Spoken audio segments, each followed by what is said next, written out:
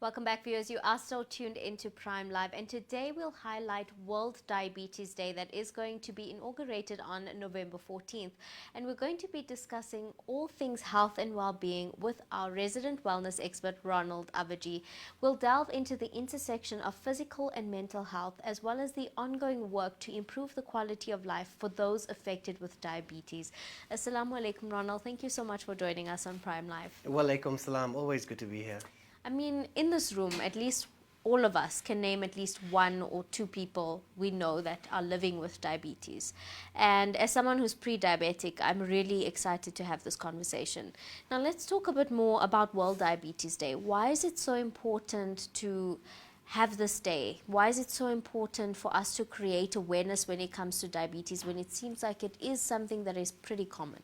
It is very common. I mean, we know that the WHO states that documented there are over 500 million people with diabetes. Now that's documented. We know that in South Africa, people say it's about 7 million people that have diabetes, but on average, with pre-diabetes and not knowing your risk, and you just thinking you have thirst, frequent urination, and it's other things, the pre-diabetes risk in South Africa, I would say, is double, if not triple that number. So for me, I would say that a third of the population is at risk of diabetes with pre-diabetes, with at least 5 to 7 million being clinically diagnosed with either type 1, type 2, or the other types. So it's so important because many people say that diabetes is, especially what they know or think they know, is a lifestyle condition. Now, lifestyle plays a part, especially when you look at other types of diabetes other than type 1 and one or two of the others, but mainly type 2. But it's also to do with environmental factors, gene factors, and health factors. So they all play a role, but lifestyle is something that you need to control, not just for diabetes, but for your general health. And because it is so easy to identify and mitigate, you're pre-diabetic. So does it mean you're going to be having high glucose foods every meal, every day, 7 days a week? No, you're making informed health choices. And the impact that it has on mental health and emotional health, that's where the toll is not even being calculated yet.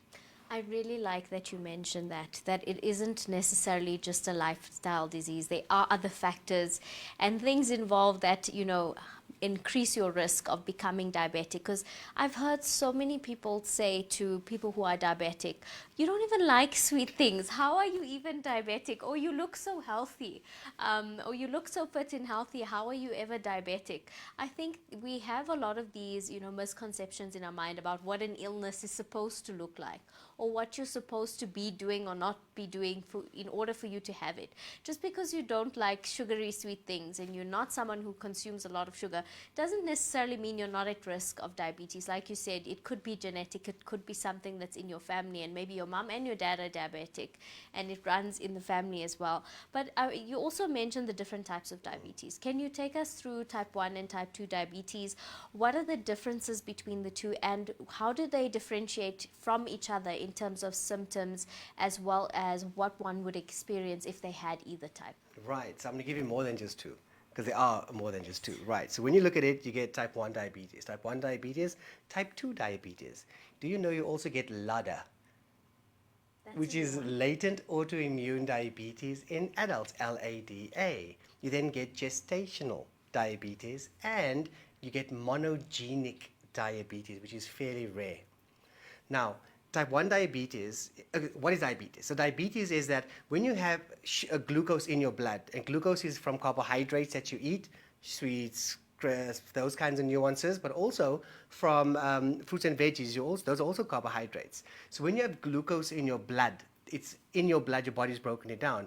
Those glucose need to get into your cells to use them. And the pancreas produces the key, or the gatekeeper, which is insulin. Insulin allows glucose to go from your blood into your cells, where it's used as fuel. Now, type 1 diabetes means that your pancreas cannot produce insulin. It's not producing insulin, or not nearly enough, which means it's often diagnosed at a younger age, and you need to be on insulin medication for that, either by a pump or by an injection. Also, you need to monitor and track your blood glucose levels often throughout the day. That's type 1 diabetes. Signs and symptoms thereof are very similar through all. it is frequent urination, thirst, it is general fatigue.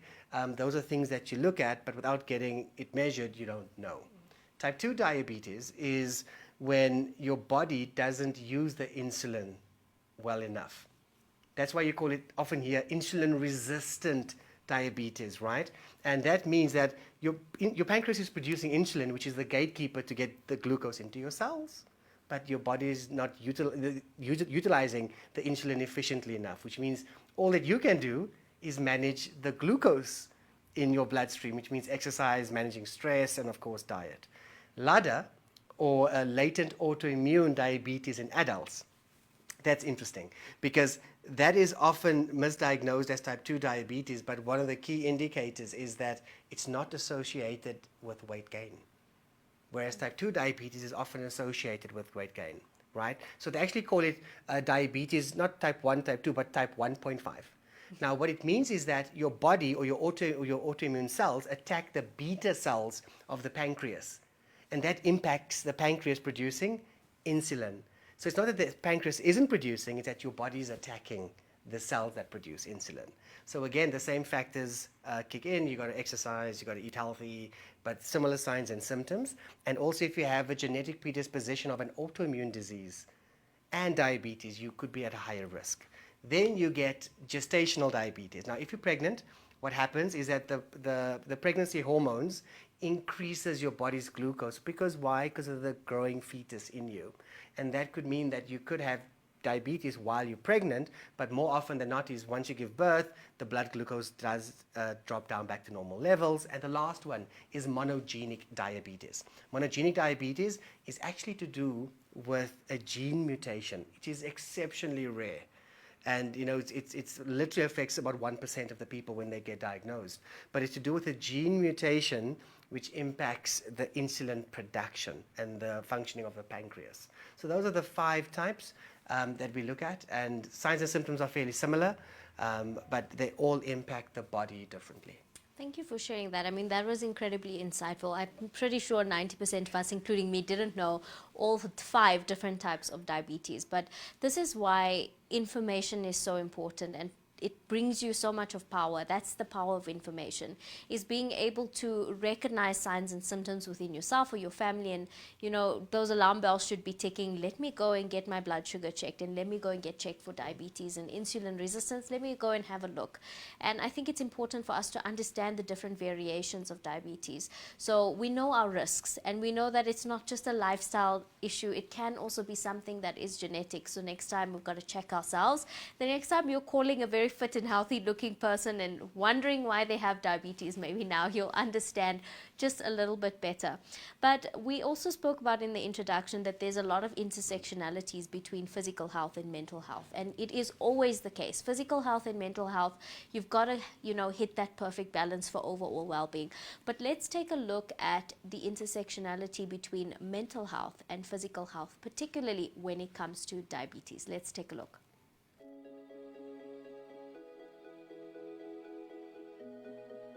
Imagine waking up every day not just to manage your blood sugar levels, but to navigate the emotional turmoil that comes with diabetes. For many, this is a harsh reality. While diabetes is often discussed in terms of physical health, complications like heart disease, kidney failure, and neuropathy, the mental health implications are frequently overshadowed. Today, I want to delve into the psychological challenges faced by those living with diabetes, exploring how stress, anxiety, and depression can profoundly affect their quality of life. Diabetes affects approximately 4.2 million adults in South Africa alone, with many more going undiagnosed. The World Health Organization highlights that individuals with chronic conditions like diabetes are significantly at a higher risk for mental health disorders. Studies indicate that people with diabetes are 1.5 to 2 times more likely to experience depression compared to those without the condition. The daily management of diabetes can be overwhelming, and patients must make countless decisions about their diet, exercise, and medication, their sleep, and of course their stress levels, because each choice is fraught with potential consequences. This constant pressure can lead to feelings of inadequacy and anxiety. Research has shown that the stress of living with diabetes can exacerbate existing mental health issues, or even trigger new ones. I mean, there are many stories out there, and how often do we sit back to listen to some of those stories? I mean, one individual shared the experience of feeling trapped in a cycle of frustration and despair due to fluctuating blood sugar levels. And they said, every time I see a high number on my glucose meter, it feels like I failed. Now, this sentiment is echoed by many who feel that their worth is tied to their ability to manage their condition. Another poignant account comes from a young woman diagnosed with type 1 diabetes. She described how her mental health deteriorated as she struggled to balance her condition with everyday life. She said, I felt like I was fighting a battle alone. And this for me highlights the isolation many diabetics face when dealing with their mental health challenges. The psychological impact of diabetes is multifaceted. There's depression. Studies indicate that major depression affects about 11% of individuals with diabetes. That's over 500,000 people in the country that live with diabetes.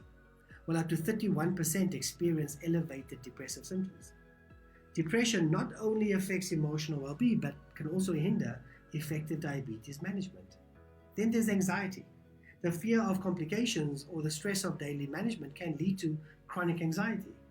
It can also lead to anxiety that impacts a person's ability to work and connect with their family and loved ones and friends in their personal environments. And also, it could lead to poor glycemic control and further complicating the patient's health status. You know, I've been thinking about this, and as I delved further into the research, I realized that many of us who don't live with diabetes take for granted the social impact on our social well-being. How many times will a diabetic go out and then not be able to eat or socialize or engage in alcoholic beverages if that is what is happening because they need to be aware of their blood sugar levels? It impacts the ability that they may feel that they can't thrive socially, leading to imposter syndrome and other mental health vulnerabilities. At the end of the day is we can't neglect mental health care in diabetes care. Because despite these alarming statistics and personal stories, mental health remains an under-discussed aspect of diabetes care. The South African Federation for Mental Health stresses the importance of integrating mental health assessments into your routine of diabetes care. Yet many healthcare providers focus solely on the physical and physiological symptoms, leaving patients without crucial support for their mental well-being. The Department of Health in South Africa acknowledges this gap, but emphasizes the need for a holistic approach to healthcare that includes both physical and mental health recommendations and considerations. So to effectively address these issues, we must effectively advocate for regular mental health assessments, and this should be with the healthcare providers, but also the accountability should sit in the responsibility with the individual living with diabetes, because it's your mental health. Do not relegate it to someone else. So own that accountability, and if your doctor, your healthcare practitioner doesn't engage in a mental health assessment with you, ask them to do it. Education and support groups are another important component for recommendations, because empowering patients through education about diabetes and mental health can foster potential resilience and grittiness to make informed decisions, because you now understand and feel understood when it comes to diabetes and your mental health. And also build a support system. Encouraging patients to surround themselves with supportive family, friends, and tap into diabetic communities is absolutely important to help them navigate the emotional challenges associated with diabetes. Yeah, there are physical complications of diabetes, and they are serious and deserve attention. But let us not overlook the profound impact that this condition has on mental health.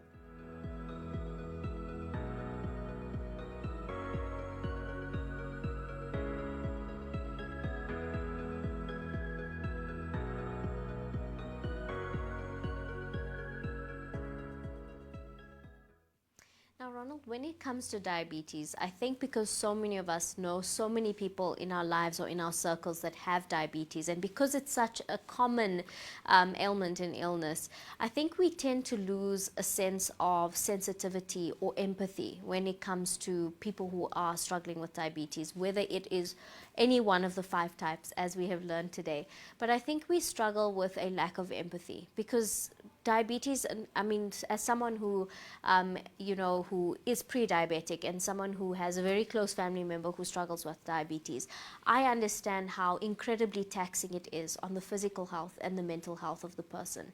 And there are so many other risk factors that are involved when it comes to diabetes, how a tiny little cut can end up having you lose your entire finger, how the little things that we take for granted in our day-to-day lives, the little eases and comforts that our body is supposed to do, and just enjoying life and enjoying whatever you're eating and not having to worry about checking your blood sugar or having to go and inject yourself all the time.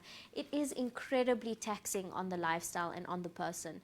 What would your message be to our viewers who are, yes, either struggling from diabetes or friends and family, and what they can do better to support people with diabetes? I'd ask them to shift away from empathy, and before you pull your face at me, and move towards practical compassion. I like that. Because for me, empathy is where there's a hole in the ground, you fall in the hole, you hurt your ankle. Empathy, sorry. Empathy is like, oh, let me fall in the hole with you, hurt my ankle, and you and I lay next to each other because I'm feeling what you're feeling. Whereas practical compassion is, hey, I'm sorry you fell into the hole. But practical compassion comes in from holding a space for that person. And in that space, it's helped me to understand, how do you feel today? If we go out to dinner or go out for breakfast or lunch or to meetings, am I going to take you to a place where it's cakes and sweets all around me all the time? Or am I more mindful and practically being compassionate to say, hey, what do you feel like? So put the power into the other, put the question to the other person's stable for them to choose what they want to do or not do. And then also is to be a lot more mindful of environmental and space. And that boils down to, again, practical compassion.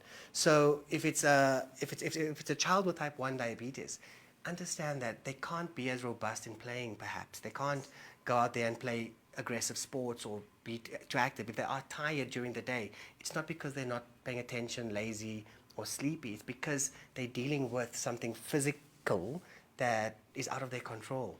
So when you're dealing with adults in the workplace as well, and pre-diabetes, are you bringing healthier options as you have meetings or not? Practical compassion is the way to go because it's actionable, tangible steps you could take to action support rather than just, oh, I feel your pain, oh, shame. No, our shame must be thrown out the window. So that's what I would say to people out there. What is practical and compassionate, not for you, For them. for them. No, I love that. In closing, Ronald, for anyone out there who has any type of diabetes, what are some of the really crucial lifestyle changes and nutrition or health tips that you would share with them that would make living with the illness a bit easier? Know your body, understand your body, listen to your body. You know your body best. The second thing is stress and sleep becomes 2 things you need to manage. Get more sleep and deep sleep. Stress, try to mitigate it. Reason being, when you're stressed, you increase the stress hormone, which suppresses how your body utilizes glucose.